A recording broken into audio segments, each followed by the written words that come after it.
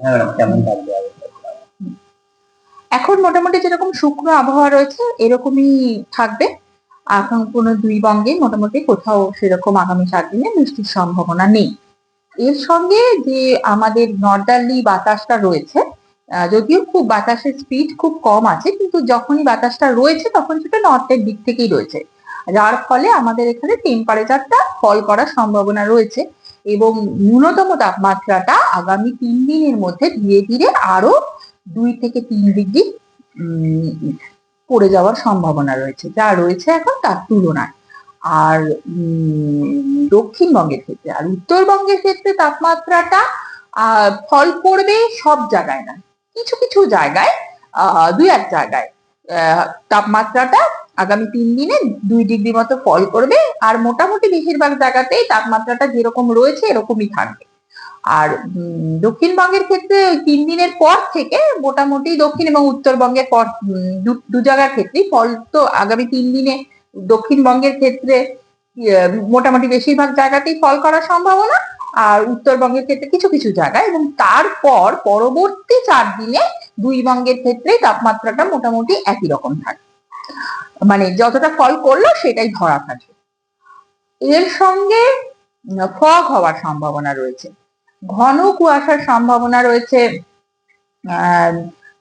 উত্তরবঙ্গের যে জেলাগুলিতে, সেগুলি হলো কোচবিহার, দার্জিলিং, জলপাইগুড়ি, আলিপুরদুয়ার এবং নর্থ দিনাজপুর। এটা এই আগামী 2 দিন এই উত্তরবঙ্গে এই জেলাগুলিতে ঘন কুয়াশা হওয়ার সম্ভাবনা। এর সঙ্গে স্যালো টু মডারেট মানে হালকা থেকে মাঝারি থেকে হালকা থেকে মাঝারি কুয়াশা হওয়ার সম্ভাবনা রয়েছে।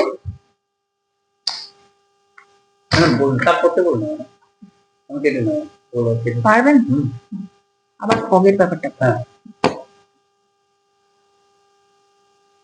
এর সঙ্গে ফগ হওয়ার সম্ভাবনাও রয়েছে। উত্তরবঙ্গের ক্ষেত্রে ঘন কুয়াশা হওয়ার সম্ভাবনা রয়েছে আগামী 2 দিন কুচবিহার, জলপাইগুড়ি, আলিপুরদুয়ার, নর্থ দিনাজপুর এবং দার্জিলিং জেলাতে। এর সঙ্গে হালকা থেকে মাঝারি কুয়াশা হওয়ার সম্ভাবনা সবকটি জেলাতেই রয়েছে। আর দক্ষিণবঙ্গের ক্ষেত্রে ঘন কুয়াশার সম্ভাবনা আগামীকাল সকালে রয়েছে ওয়েস্ট বর্ধমান, বীরভূম এবং পুরুলিয়াতে। আর সেই সঙ্গে হালকা থেকে মাঝারি কুয়াশা হওয়ার সম্ভাবনা প্রতিটি জেলাতেই রয়েছে। এবং কলকাতা ও পার্শ্ববর্তী অঞ্চলেও আগামীকাল সকালে হালকা কুয়াশা বা মিস্ট হওয়ার সম্ভাবনা রয়েছে। আর তাপমাত্রা কলকাতাতে আজকে